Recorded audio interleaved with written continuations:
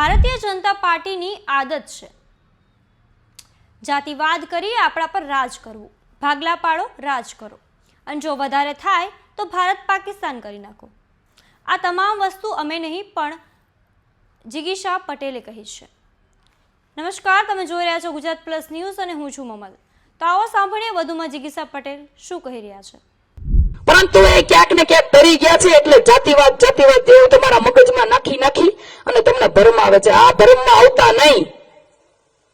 દર વખતે ભારતીય જનતા પાર્ટીની આદત છે કે એ દર વખતે જાતિવાદ કરીને આપણી ઉપર રાજ કરે છે. ભાગલા પાડો ને રાજ કરો, વધારે થાય તો ભારત પાકિસ્તાન કરી નાખે.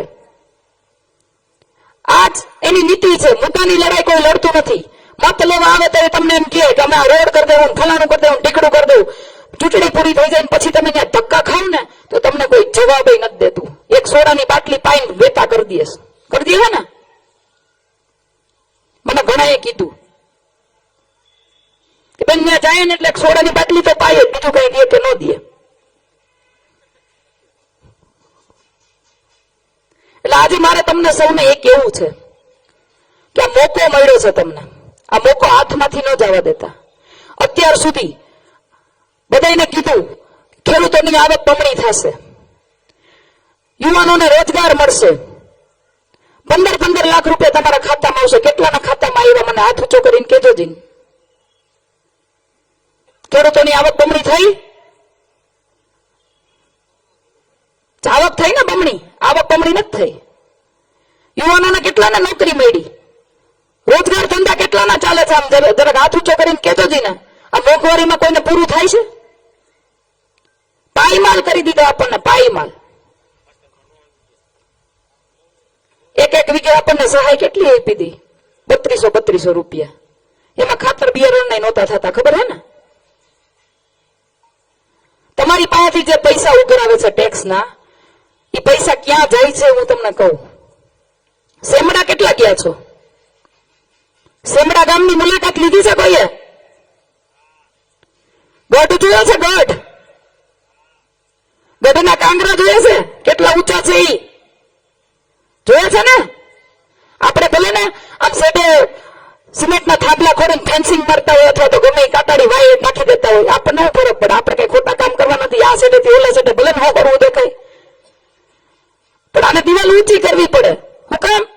કારા કામ બધા અહીંયા જ થતા હોય. ઘણાની જિંદગી બરબાદ કરી નાખી છે ગઢના કાંગરાવે. ઘણાને રવાડે ચડાવી દીધા. મને બધી ખબર છે. ઘણા લોકો મને કહે, મહિલાઓ મને ઘણી કહે છે કે અમારા છોકરાઓને કેવા રવાડે ચડાવ્યા છે. બાજુમાંથી રોડ જાય છે, રોડ જોયો છે? ગઢની બાજુમાંથી રોડ જાય, રોડ જોયો છે કોઈએ? કેવો ટકાટક રોડ છે? એ કઈ કાકરી નો ખરે. ગઢ ચાલુ થાય ત્યાં એક મસ્ત મજાનો એક દરવાજો, ગઢ પૂરો થાય ત્યાં એક મસ્ત મજાનો દરવાજો. બાજુમાંથી એક નદી જાય છે. એ નદી ઉપર ડેમ બાંધેલો છે અને એટલું ચોખ્ખું પાણી એટલું ચોખ્ખું. અને આપણી નદીમાં લીલ જામતી હોય, કારખાનાના પાણી ભરતા હોય કેમિકલ વાળા. માથે બાંધકામ કર્યું છે નદીમાં. નદીની અંદર સાંભળજો આ બધું. નદીની અંદર બાંધકામ કર્યું છે. ત્યાં ડિમોલેશન ન આવે. ડિમોલેશન તમારા ગામમાં આવે. આવ્યું છે ને? આ બધો રૂપિયો ક્યાંથી આવે છે? ક્યાંથી આવે છે આ બધો રૂપિયો? ત્રણમાંથી કઈને જોયે છે ક્યાંય કામ કરતા? પાવડો લઈને ક્યાંય નાકું વારતા જોયા કોઈએ? ક્યાંથી આવે છે પૈસો? તમારા ખીચામાંથી, એપીએમસી માંથી, નગરપાલિકામાંથી, નાગરિક બેંકમાંથી, સરપંચની ટકાવારીમાંથી. તાલુકા જિલ્લામાં તમે કોઈને ચૂંટીને મોકલશો ને તો એમાંથી ટકાવારી લે. રોડ રસ્તાના કોન્ટ્રાક્ટ પાસે તો 20% હાલે. તમે વિચાર તો કરો, 20% ભાગીદારી. ગ્રાન્ટ પાસ થાય એટલે 20% ને મૂક્યાવાના જ, તો જ તમારી ગ્રાન્ટ પાસ થાય, બાકી ન થાય. એટલે તમને નથી મળતું કઈ. આજે આઝાદીના આટલા વર્ષ પછી પણ આપણે આપણા મૂળભૂત અધિકારો માટે વળખા મારવા પડે. તમે વિચાર કરો. હું આપણે આવી જિંદગી જીવવાની છે? એક જિંદગી મળી છે, આવી રીતે જીવવાની છે ગુલામીમાં.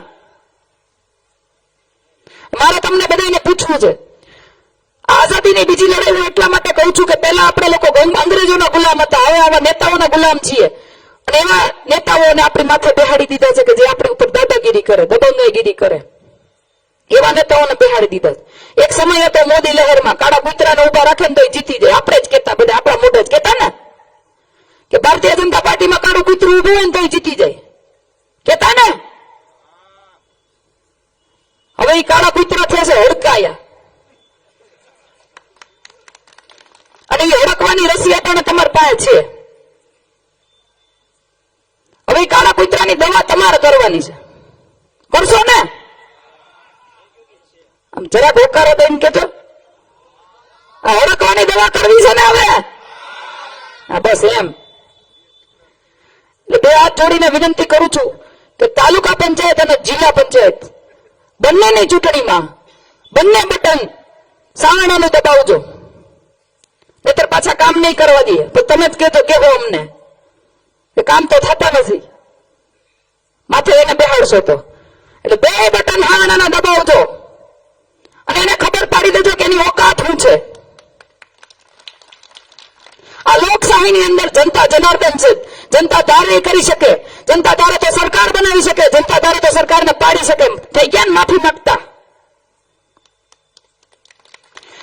અમે સંઘર્ષ કરીએ છીએ, થોડોક સાથ સહકાર તમે આપજો, થોડોક સંઘર્ષ અમારો, થોડોક સાથ સહકાર તમારો, એટલે હહોરવા કાઢી દેવું. તમારી વચ્ચે મજબૂત ઉમેદવારો આપ્યા છે, જેની પાસે ટિકિટ ન હોય, હોદ્દો ન હોય, છતાંય તમારી વચ્ચે રહીને કામ કરતા હતા ને એવા ઉમેદવારોને અમે ટિકિટ આપી છે. અમે અમારી જવાબદારી પૂરી કરી. હવે તમારે તમારી જવાબદારી પૂરી કરવાની છે. કરશો ને?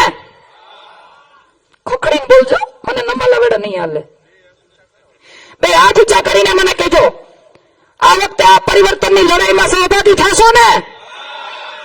આ વખતે તમે તમારો મત આમ આદમી પાર્ટીને આપશો ને? આઝાદીની બીજી લડાઈના લડવૈયા બનશો ને? ખાસ મારે માતાઓ બહેનોને કેવું છે, હાવણો હાથમાં રાખીને આ વખતે ધૂળ ફેરી નાખવાના છે. કચરો બધો સાફ થઈ જવો જોઈએ. કરશો ને? બસ આટલી જ વાત રાખી મારી વાણીને વિરામ આપું છું. ફરી એક વખત જયઘોષ સાથે આપણે નિંદર ઉડાડીએ એ લોકોની. ભારત માતા કી, ભારત માતા કી, વંદે વંદે, જય જવાન, જય જવાન, ઇન્કલાબ ઇન્કલાબ. જિગીસા પટેલની વાતથી તમે કેરા સહેમત છો? શું વિચારો છો? કોમેન્ટ કરીને એમને જરૂરથી જણાવજો. અત્યાર માટે બસ આટલું જ. ધન્યવાદ.